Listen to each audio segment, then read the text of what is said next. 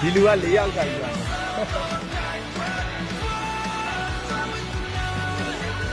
ဟုတ်ကဲ့နဲ့ပြရဖို့ဟေးတော့မချင်းနေကြမှာတွေ့ရအောင်နော်ဒီမှာလေရလားလေ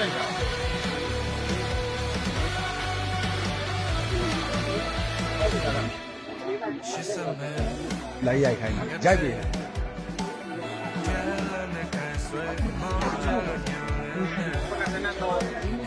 94ရောက်ပဲဟာ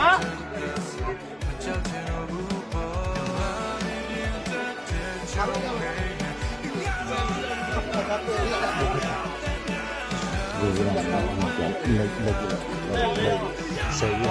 如果一样嘛，你不是那么一样。多少钱呢？我围的钱就那一样的。不要不露围嘛，来你比了的，哎呀，就那啥。